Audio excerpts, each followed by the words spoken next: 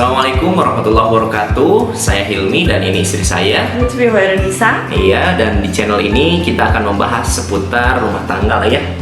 Seputar rumah tangga yang ada seluk-beluknya apa aja, suka dukanya apa aja, sampai-sampai kita tadi hari ini ya kita kekiriman apa? Ada beberapa request ya dari beberapa orang teman-teman kita sih, teman-teman yang udah kenal sama kita. Ada yang bacain aja. Boleh bacain aja deh. Boleh dong Bu sharing tentang rumah tangga, soalnya suka pisan sama keluarga ibu.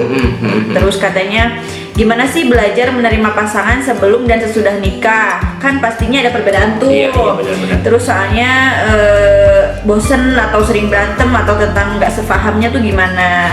Terus lihat ibu sama Pak Hilmi asa adem ayem aja katanya gitu. Kelihatannya ya. Kelihatannya adem ayem ya. Berdasarkan kalau saya, karena saya muslim, jadi panutan dalam rumah tangga saya itu tentu saja Rasulullah SAW ya. Dimana Rasulullah SAW itu dalam sebuah hadis, bahkan Rasul itu tidak sampai mengetuk pintu ya. Ketika beliau pulang malam, Rasulullah tidak sampai mengetuk pintu karena Aisyah lagi tidur ya. Rasulullah sampai tidur di luar gitu. Sampai Aisyah ketika bangun kaget Rasulullah lagi ada di luar. Itu kenapa? Karena ada sifat mengalah dari seorang suami gitu ya. Itu lebih ke menghormati, kemudian menghargai, kemudian mengalah ya. Nah, kalau dua-duanya diterapkan, yang satu mengalah, yang satu menghormati, yang satu menghormati, insya Allah saya rasa rumah tangga yang akan saling menghargai ya, terciptalah rumah tangga yang saling menghargai itu akan terwujud gitu Mi. Nah gitu aja. Kemudian ketika istri kita atau pasangan kita itu ada kesalahan ya kita maklumi ya. Jangan jadikan kadang-kadang istri kita atau pasangan kita itu jadi buruk semuanya gara-gara satu kesalahan kecil. Nah yang harus kita lakukan justru kita lebih memaklumi, oh kekurangan istri itu di sini, bukan cari yang perfect, karena semua orang pasti punya kekurangan. Kita maklumi, misalkan kekurangan istri saya, apa sebutin nggak ya? Apa ya? Ya, kekurangan istri saya kadang-kadang ngomel-ngomel sih ya. Kayaknya perempuan sebenarnya kayak gitu ya. Ngomel ya, tapi sebagai suami saya tidak merasa direndahkan kalau istri lagi ngomel-ngomel gitu. Saya terima karena saya salah ya. Kesalahan saya apa ini? Soalnya gini, terkadang itu istri ngomel kalau misalnya suami ada sesuatu hal yang dikerjainnya tuh nggak sesuai sama kita ya. Misalnya kayak misalnya suami saya nih, Helmi nih, kadang tuh dia kan suka kayak ngedit konten atau nggak garap koswa itu sampai malam. Terkadang tuh saya pengennya tuh kayak yaudah sih kerja tuh siang aja, malam bagiannya istirahat ya tidur, bukan apa-apa sih sebenarnya, kasihan gitu.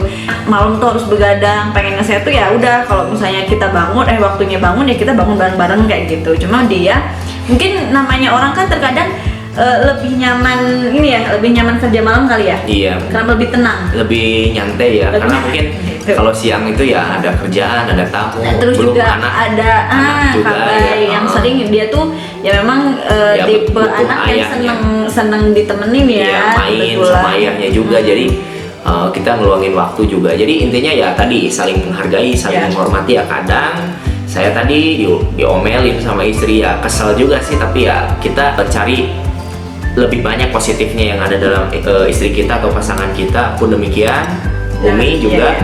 Terus sebenarnya gini, klarifikasi nih ya, bukan ngomel itu tuh. Oh iya. Jadi kalau ngomel kan yang enggak. Saya tuh kadang kalau misalnya ngomel cuma Bimo ya bangun kayak gitu. Jangan tidur terus dong. Tidur terus ya. Jangan tidur terus dong. Soalnya kan kalau misalnya ini kan ada waktunya. Saya seringnya kayak gitu. Sebenarnya ya dongkol terkadang ada ya dia juga nih. Jadi di sini gimana sih? Kadang dongkol ada. Cuma saya dulu waktu awal-awal rumah tangga kita sering berantem ya. Nyaris sering banget sih. Nah soalnya kita di situ lagi tahap-tahap adaptasi penyesuaian karakter masing-masing. Nah, Abi ngerasa nggak sih perubahan-perubahan itu di UPI? Iya.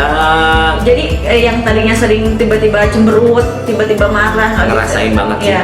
Saya juga, Abi juga kan dulu ya dari orang yang seneng main, seneng keluyuran ya. Jujur saya orang yang seneng keluyuran ya sama teman-teman. Mungkin setelah menikah itu dari keluyuran ke nggak keluyuran untuk bareng keluarga malam-malam di rumah itu agak berat banget. Dan alhamdulillah sekarang udah terbiasa banget, dan itu prosesnya memakan banyak konflik. Misalkan saya main sama teman-teman karena entahlah ya, mungkin sebagian besar, sebagian cowok itu kadang-kadang suka kumpulnya tuh sama teman-teman kalau malam-malam. Nah, itu yang saya lakukan waktu itu. Ya, awal-awal nikah saya masih sering seperti itu, dan itu menimbulkan konflik yang lumayan. Ya, dan itu tadi saya bilang, konflik itu istri saya marah-marah ke saya, tapi lama-lama saya juga sadar akhirnya, dan mungkin ini lebih kepada istri saya sayang dengan cara yang seperti tadi, sedikit ngomel-ngomel tanda kutip ya. Mungkin itu kayaknya. Iya. Jadi memang dulu juga Upi gitu ya, Bi ya. Kayak misalnya ada sesuatu yang nggak cocok dari Abi, terus Upi tuh kayak tiba-tiba ekspresif. Soalnya memang Upi tuh orangnya ekspresif ya aslinya. Cuma seiring berjalannya waktu, Upi mulai belajar gitu. Jadi gimana misalnya ada sesuatu hal yang Upi suka dari Abi, saya tuh suka tiba-tiba tenang. Sebenarnya masih pengen marah, tapi masih pengen marah di sini tuh masih pengen yang ngomel, masih pengen cemberut. Tapi terkadang saya sendiri, aduh udah deh, udah selesai. Saya sendiri kayak gitu. Upi sendiri kayak yang ngadem-ngademi kalau bahasa Jawanya gitu ya, sama Jawa. Ngadem-ngademi diri sendiri, kayak misalnya udah belajar untuk memahami. Toh Abi masih banyak yang lain yang lebih bagus, yang hal-hal bagus yang dari Abi itu masih banyak. Kalau saya mikirnya kayak gitu. Itu jangan mertua sebenarnya ya. Saya sering dibisikin sama ibu mertua kayak gitu. Upi kalau misalnya Hilmi ada jeleknya, ada negatifnya, ya semua orang pasti ada negatifnya. Iya benar. Ya lihat positifnya itu sebenarnya aduh tergeliat gitu. Ibu hatur nuhun ibu. itu jangan mertua yang ya maklum. Ibu saya kan mubalik, jadi lebih terbiasa ceramah gitu ya, ceramah kemudian ya menantunya juga kena ceramah juga gitu ya. Alhamdulillah manfaat banget ya. Gitu. Kedua tadi apa Mi pertanyaannya, Mi? Oh, kenapa sih kelihatannya adem ayem? Kita sering kok konflik, jadi cuma nggak lebih dari 3 menit atau cuma ya udah selesai.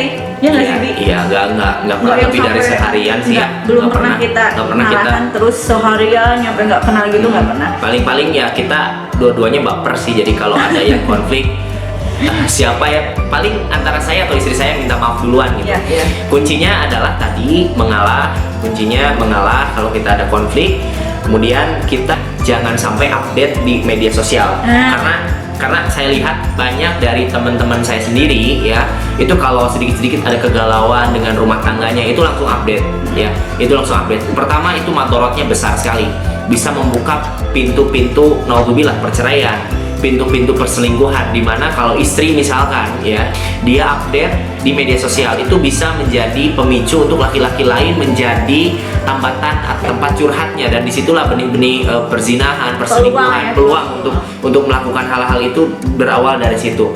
Makanya saya pada istri ya Abi sama Umi, ingat jangan pernah update status yang pokoknya masalah-masalah keluarga kita telan sendiri. Ada masalah apapun kita selesaikan berdua. Kebetulan kita itu tipe orang yang dua-duanya komunikasi terbuka banget kita. Jadi gitu. ada yang nggak suka kita ungkapin, dan siap yang salah satunya wajib jadi pendengar, dan pun sebaliknya kalau istri ada sesuatu saya harus jadi pendengar. Kita harus jadi dua-duanya di saat yang sama menjadi satu orang yang menceritakan, satu orang yang mendengar, dan sebaliknya.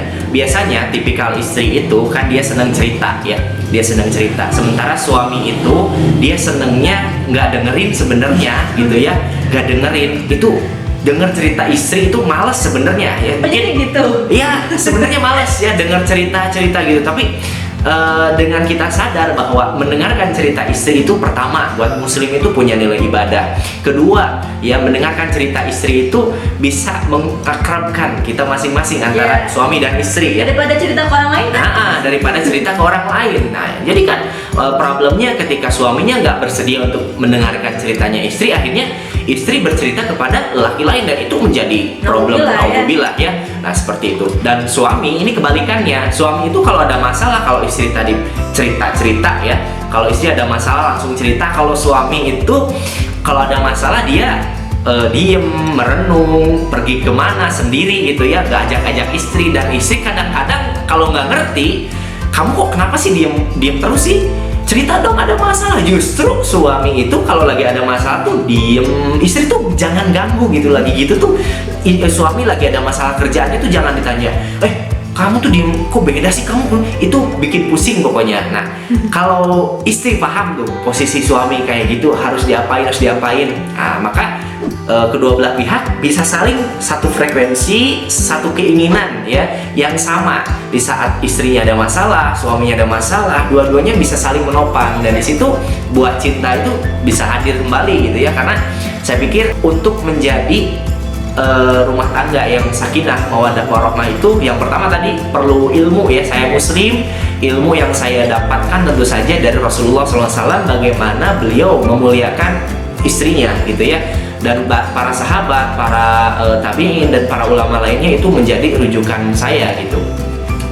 Dan pun demikian ya, kedua adalah saling memaafkan, saling mengerti, dan legowo gitu. Kalau ada masalah ya silakan ya. Ketiga ya tadi, tutup masalah kita, jangan sampai masalah kita itu kedengeran sama orang lain. Masalah kita itu ya di share di media sosial ya. Medsosmu kan harimaumu ya, bisa saja menjadi malapetaka buat keluarga kita. Nauzubillah min dzalik ya.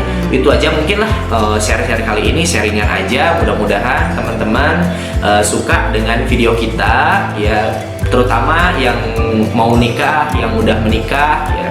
Menikah itu berat gak berat ya, beratnya ya tanggung jawabnya menurut saya lebih berat di hadapan Allah ya, di hadapan Allah, bukan berat menafkahi. Nafkah itu insya Allah, rizki itu pasti, rizki itu tidak akan tertukar ya, insya Allah, itu janji Allah, jaminan Allah. Sampai saat ini kami tidak pernah merasa kelaparan ya, tidak pernah, alhamdulillah, Allah yang memberikan rizki. Tapi anak istri kita tidak masuk surga itu tergantung oleh kita ya. Itu saja mungkin yang bisa kita sampaikan ya, kita share ya. Umi ada pesan-pesan nggak? Mudah-mudahan kalau misalnya ada hikmahnya bisa teman-teman ambil. Kalau misalnya yang jelek-jeleknya ya tinggalin aja. Ya, tinggalin aja. Mungkin nanti di video selanjutnya kalau ada teman-teman yang mau request nih kita mau bahas apa, boleh di komen aja. Boleh lah, kita share lah ya, sharingan mumpung social distancing distancing ya, social distancing ya, kita share lah insyaallah. Ya itu aja, makasih banyak.